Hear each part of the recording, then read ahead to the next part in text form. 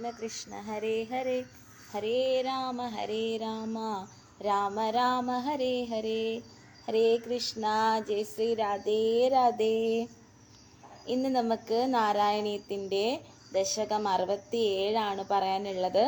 ഗോപീഗർവ ശമനമാണ്. ഞാനിത് വായിക്കാട്ടോ.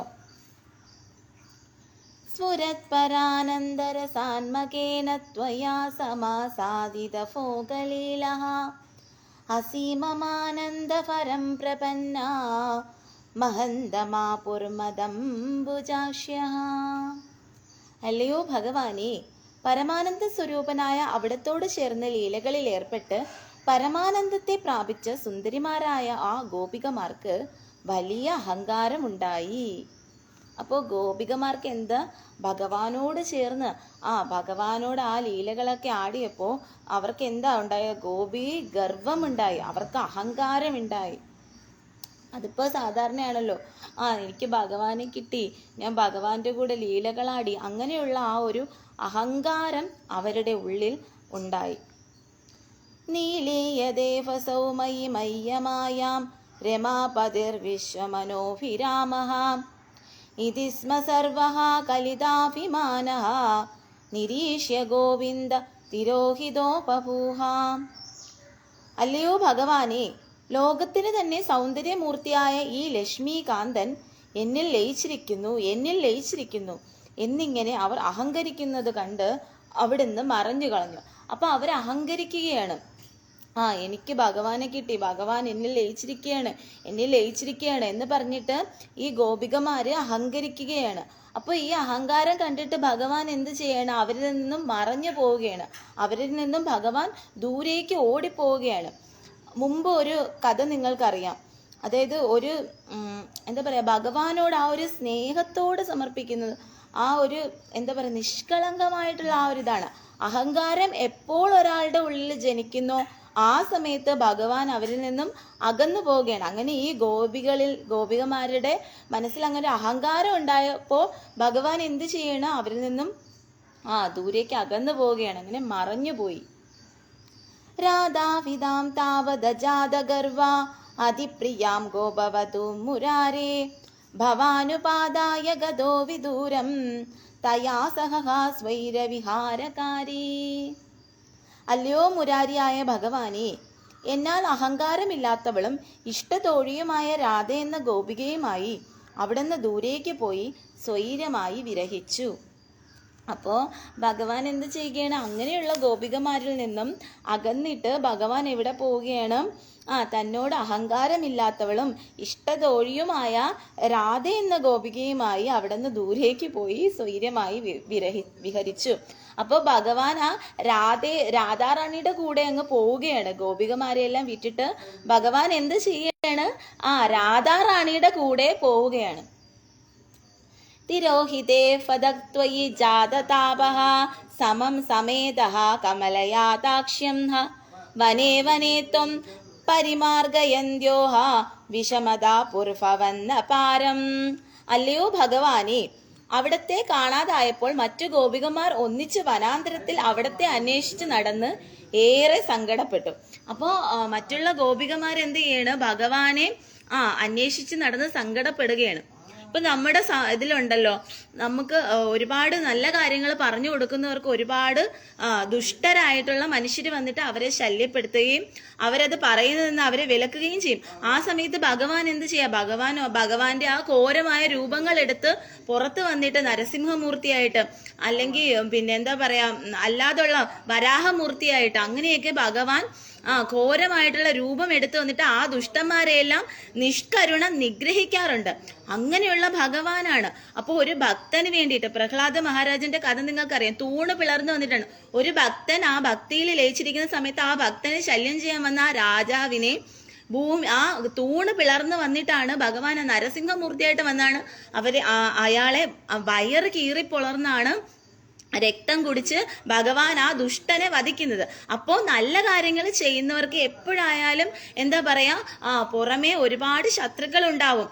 നല്ല കാര്യങ്ങൾ പറഞ്ഞു കൊടുക്കുന്നവർക്കും നല്ല കാര്യങ്ങൾ ചെയ്യുന്നവർക്കും നേർവഴിയെ സഞ്ചരിക്കുന്നവർക്കും ഒരുപാട് ശത്രുക്കൾ ഉണ്ടാവും. അതുപോലെ പിന്നെ എപ്പോഴാണോ ഒരു മനുഷ്യന്റെ ഉള്ളിൽ അഹങ്കാരം ജനിക്കുന്നത് ആ സമയത്ത് ഭഗവാൻ അവതരിക്കുകയും അവരെ എല്ലാം നിഗ്രഹിക്കുകയാണ് ചെയ്യുന്നത്. പക്ഷെ ഇവിടെ ഗോപികമാരുടെ ഉള്ളിൽ ഭഗവാനിൽ അഹങ്കാരം വന്ന സമയത്ത് ഭഗവാൻ എന്താ ചെയ്യുന്നത്, അവരിൽ നിന്ന് അകന്നു പോവുകയാണ് ചെയ്യുന്നത്. കാരണം ഗോപികമാര് നിഷ്കളങ്കരാണ്, അവരെ ദുഷ്ടരെ പോലെ അല്ല എന്നുള്ള ഇത് ഓർത്തിട്ടാണ് ഭഗവാൻ അവരിൽ നിന്ന് മറഞ്ഞു നിൽക്കുന്നത്, അല്ലെങ്കിൽ മാറിപ്പോകുന്നത്. പക്ഷേ ദുഷ്ടന്മാരുടെ കാര്യം വരുമ്പോൾ അങ്ങനെയല്ല ഭഗവാൻ ചെയ്യുന്നത്. ദുഷ്ടന്മാരുടെ കാര്യം വരുമ്പോൾ ഭഗവാൻ നരസിംഹമൂർത്തിയായിട്ട് അവതരിച്ച് അവരുടെ വയറ് കീറി പുളർന്ന് രക്തം കുടിക്കുകയാണ് ഭഗവാൻ ചെയ്യുന്നത്. അവിടെ ഭഗവാൻ എന്താണ് നോക്കുന്നത്? ഭഗവാൻ മറ്റുള്ള ഒരു കാര്യങ്ങളും നോക്കാറില്ല. അവിടെ കാളിയെ മർദ്ദനം ചെയ്തു. കാളിയെ മർദ്ദനം ചെയ്യുന്ന സമയത്ത് കാളിയന്റെ അഹങ്കാരം ശമിച്ചുകൊണ്ടിരുന്നപ്പോൾ കാളിയന്റെ ഭാര്യമാര് വന്നിട്ട് പറഞ്ഞു, ഭഗവാനെ ഞങ്ങളുടെ ഭർത്താവിനെ ഒന്നും ചെയ്യല്ലേ എന്ന് പറഞ്ഞു. പക്ഷേ ഭഗവാൻ അവിടെ കേട്ടില്ല. ആ ഭാര്യമാരുടെ ഒരു വാക്കുകളും ആ സമയത്ത് കേട്ടില്ല. അതായത് ഒരു ഭാര്യമാരുള്ള ആളായാൽ പോലും അവിടെ പോലും ആ ദുഷ്ടൻ ചെയ്ത ക്രൂരം അത്രയും വലുതാണെന്ന് ഭഗവാന് മനസ്സിലാകുന്ന സമയത്ത് ഭഗവാൻ ഒരിക്കലും അയാളെ വെറുതെ വിടുകയില്ല. അപ്പോൾ അതുപോലെ ഭഗവാന്റെ ഭക്തന്മാരെ ദ്രോഹിക്കുന്നവരെ, ഭഗവാന്റെ ഭക്തന്മാരെ ചതിക്കുന്നവരെ, വഞ്ചിക്കുന്നവരെ, ഭഗവാന്റെ ഭക്തന്മാരെ നിഷ്കരുണം അപവാദം പറയുന്നവരെ, ഭഗവാന്റെ കാര്യങ്ങൾ പറഞ്ഞു കൊടുക്കുമ്പോൾ ശല്യപ്പെടുത്തുന്നവരെ, ദ്രോഹം ചെയ്യുന്നവരെ എല്ലാം ഭഗവാൻ എന്താ ചെയ്യുക? ഒരിക്കലും വെറുതെ വിടില്ല. ഭഗവാൻ അവരെ അത്രയും ക്രൂരമായിട്ടുള്ള നരസിംഹ അവതാരം വരെ എടുത്ത് വന്ന് ഭഗവാൻ അവരെ വധിക്കുന്നതായിരിക്കും. നിഷ്കരുണം അവരെ ഇല്ലായ്മ ചെയ്ത് കളയുന്നതായിരിക്കും. അപ്പൊ അങ്ങനെയുള്ള ഭഗവാന്റെ ഭക്തരെന്ന് പറയുന്നത് അത്രയും നിഷ്കളങ്കരാണ്, അത്രയും ഹൃദയത്തിൽ സ്നേഹമുള്ളവരാണ്. അപ്പം മറ്റുള്ള ദുഷ്ടരാണെന്നുണ്ടെങ്കിൽ അങ്ങനെ ഒരു അഹങ്കാരം വന്ന് അവർ അത്രയും ക്രൂരത കാണിക്കുന്ന സമയത്ത് ഭഗവാൻ അവരെ വധിക്കുകയാണ് ചെയ്യുന്നത്. അവരെ വധിച്ചല്ലെങ്കിൽ മോക്ഷം കൊടുക്കുകയാണ് ചെയ്യുന്നത്. ഇവിടെ ഗോപികമാര് അവരുടെ അഹങ്കാരം മനസ്സിലുണ്ടായപ്പോൾ ഭഗവാൻ അവരെ മറ്റൊന്നും ചെയ്യില്ല. കാരണം അവരത്രയും നിഷ്കളങ്കരാണെന്ന് ഭഗവാൻ അറിയാം. അപ്പോ ഭഗവാൻ എന്ത് ചെയ്യണം? അവരിൽ നിന്നും മാറി നിന്നിട്ട് ഭഗവാൻ രാധാറാണിയുടെ കൂടെ പോവുകയാണ്.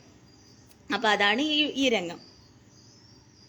തിരോഹിതേ ഫദത്വയി ജാതതാപഃ സമം സമേതഃ കമലയാതാക്ഷ്യഃ വനേ വനേ ത്വം പരിമാർഗയന്ത്യോ വിഷാദമാപൂർഭഗവന്നപാരം. അല്ലയോ ഭഗവാനെ, അവിടത്തെ കാണാതായപ്പോൾ മറ്റു ഗോപികമാർ ഒന്നിച്ച് വനാന്തരത്തിൽ അവിടത്തെ അന്വേഷിച്ചു നടന്ന് ഏറെ സങ്കടപ്പെട്ടു. അപ്പോൾ ഈ ഗോപികമാർ എന്ന് പറഞ്ഞാൽ എങ്ങനെയാണെന്ന് അറിയാമോ? ഭഗവാൻ എവിടെയെങ്കിലും പോയി കഴിയുമ്പോൾ ഭഗവാനെ കുറിച്ച് അന്വേഷിച്ചിട്ട് അവര് ഭഗവാനെ അന്വേഷിച്ച് നടക്കുകയാണ്. ഭഗവാൻ എവിടെയാണ് എന്നിങ്ങനെ അവര് അന്വേഷിച്ച് നടക്കണം. അപ്പോൾ അവരുടെ മനസ്സിൽ എന്താ വരുന്നത്? പശ്ചാത്താപം വരികയാണ്. നമ്മുടെ മനസ്സിൽ ഒരു അഹങ്കാരം ജനിച്ചപ്പോഴാണ് ഭഗവാൻ ഇങ്ങനെ പോയത് എന്നുള്ള ഒരു പശ്ചാത്താപം വന്നിട്ട് അവര് ഭഗവാനെ അന്വേഷിച്ച് നടക്കുകയാണ്. ഹാ ചൂദഃ ചമ്പക കർണികാരഃ ഹാ മല്ലികേ മാലതി ബാലവല്യഃ കിം വീക്ഷിതോ നോ ഹൃദയൈകചോരാ ഇത്യാദി താത്വസ്പ്രവണാ വിലേബുഃ. അല്ലയോ തേന്മാവേ, ചെമ്പകമേ, കണിക്കൊന്നേ, മുല്ലേ, പിച്ചകമേ, ഇളം തരുക്കളെ, ഈ ഉള്ളവരുടെ മനസ്സ് കവർന്നവനെ കണ്ടുവോ എന്നിങ്ങനെ ആരാഞ്ഞുകൊണ്ട് അങ്ങയിൽ താല്പര്യമുള്ളവരായ അവർ വിലപിച്ചു. അപ്പം നിഷ്കളങ്കരായിട്ടുള്ള ഗോപികമാരുടെ മനസ്സിൽ എന്താണ്? ഉള്ളിലൊരു അഹങ്കാരം ഉണ്ടായി കഴിഞ്ഞാലും അവർ പെട്ടെന്ന് തന്നെ അതിൽ നിന്ന് പുറത്തു വരികയും അവർ പശ്ചാത്തപിക്കുകയും പിന്നീട് ഭഗവാനെ തിരിഞ്ഞ് നടക്കുകയും ചെയ്യും. അപ്പം നമ്മളും അതുപോലെ ആയിരിക്കാം. അഥവാ മനുഷ്യ സഹജമാണ്, മനസ്സിലൊരു കള്ളത്തരം വന്നു അല്ലെങ്കിൽ മനസ്സിലൊരു അഹങ്കാരം ജനിച്ചു എന്നുണ്ടെങ്കിൽ പെട്ടെന്ന് തന്നെ അത് മാറി അതിൽ പശ്ചാത്താപം ഉണ്ടായി വീണ്ടും ഭഗവാനിലേക്ക് വരാൻ ശ്രമിക്കുക. അതാണ് ഇവിടെ പറയുന്നത്. അതാണ് ഈ ഗോപികമാരുടെ ഈ ഗർഭശമനത്തിൽ നിന്ന് നമുക്ക് ഭഗവാൻ മനസ്സിലാക്കി തരുന്നത്. നിരീക്ഷിതോ വയം സഖി പങ്കജാക്ഷഃ പുരോ മമേത്യാകുലമാലപന്തീഹ ത്വാം ഭവനാ ചക്ഷുഷി വീക്ഷ്യ കാചിത് താപം സഖീനാം ദ്വിഗുണീജകാരാം. ഒരു ഗോപിയാകട്ടെ അവിടുത്തെ ഭാവനയിൽ കണ്ടിട്ട്, അല്ലയോ സഖി, ആ പങ്കജാക്ഷനായവനെ ഞാൻ മുന്നിൽ കണ്ടു എന്നിങ്ങനെ ദീനതയോടെ പറഞ്ഞ് മറ്റുള്ളവരുടെ ദുഃഖത്തെ ഇരട്ടിപ്പിച്ചു. അപ്പോൾ ഒരു ഗോപിക വന്നിട്ട് പറയണം, ഞാൻ ഭഗവാനെ കണ്ടു, ആ പങ്കജാക്ഷനെ ഭഗവാനെ ഞാൻ എൻ്റെ മുന്നിൽ കണ്ടു എന്ന് പറഞ്ഞിട്ട് ആരോട് വന്ന് പറയുകയാണ്? ഒരു സഖിമാരോട്, ഈ ഗോപികമാരോട് വന്ന് പറയണം. അപ്പൊ ഇത് കണ്ടിട്ട് ഇത് കേട്ടിട്ട് വീണ്ടും ഗോപികമാർക്ക് മനസ്സിൽ ആ വിരഹത്തിന്റെ ആ ഒരു വിഷമം ഉണ്ടാവുകയാണ്. താദാത്മികാസ്താ യമുനാ തടാന്തേ തവാനു ചക്രുഹ കില ചേഷ്ടിതാനിഹ വിജിത്ത ഭൂയോപവിത്തദൈവ മാനാത് ത്വയാ വിമുക്താം ദദൃശുഞ്ചരാദാം. അല്ലയോ ഭഗവാനേ, അവിടത്തിൽ അലിഞ്ഞ മനസ്സുള്ളവരായ അവർ അവിടത്തെ ചേഷ്ടകളെ അനുകരിച്ചു.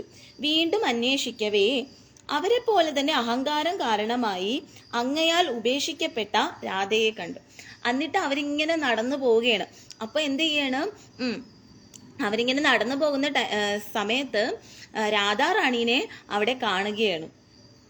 തതഃ സമം താ വിപിനേ സമന്താത് തമോവതാരതി മാർഗയന്ത്യഃ പുനർവിശ്രമിശ്രായ യമുനാ തടാന്തേ ഹൃശം വിലേപുച്ഛ ജഗുർഗുണാംസ്തേ.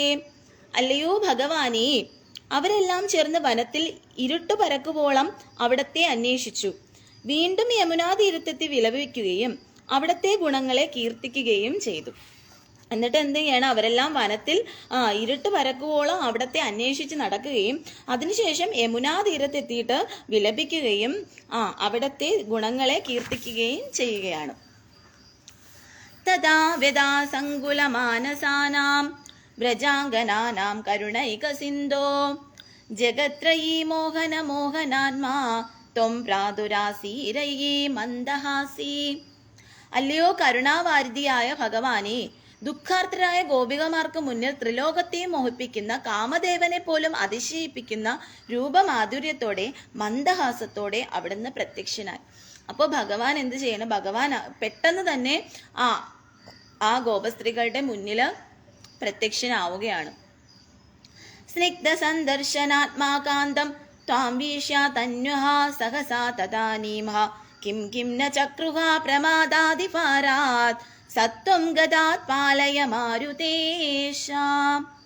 വീണ്ടും കാണാനാകുമോ എന്ന് ആശങ്കാകുലരായിരുന്ന അവർ ആത്മവല്ലഭനായ അവിടത്തെ പെട്ടെന്ന് കണ്ടിട്ട് ആനന്ദാതിരകത്താൽ എന്തൊക്കെ ചെയ്തില്ല. അല്ലയോ ഗുരുവായൂരപ്പ, അപ്രകാരമുള്ള അവിടുന്ന് അടിയനെ രോഗങ്ങളിൽ നിന്ന് രക്ഷിക്കണമേ.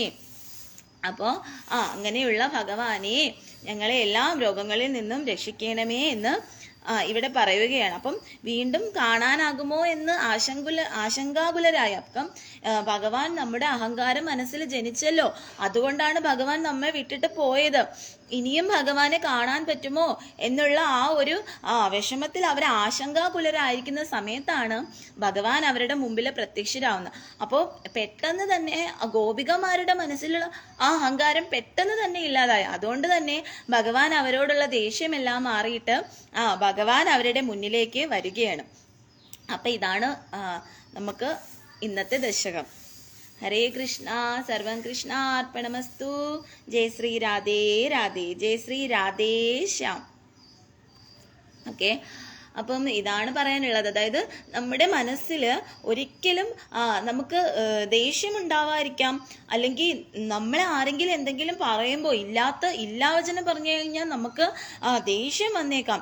പക്ഷെ നമ്മൾ ആ ദേഷ്യത്തിൽ എന്തെങ്കിലും പറഞ്ഞു കഴിഞ്ഞാൽ പിന്നീട് നമ്മളത് തണുത്തിട്ട് അത് തണുത്തിട്ട് വീണ്ടും ഭഗവാനിലേക്ക് തിരിച്ചു വരിക എന്നുള്ളതാണ് പറയുന്നത്. അതല്ലെങ്കിൽ നമ്മൾ എന്ത് ചെയ്യുക? പ്രതികരിക്കാൻ പോവാതിരിക്കുക. ഇനി അഥവാ പ്രതികരിച്ചാൽ തന്നെയും നമ്മൾ അത് വീണ്ടും പഴയ പടി ആവുക ആയി നമ്മൾ ഭഗവാനിലേക്ക് വരിക, നമ്മൾ ഭഗവാനിലേക്ക് സമർപ്പിക്കുക എന്നുള്ളതാണ്.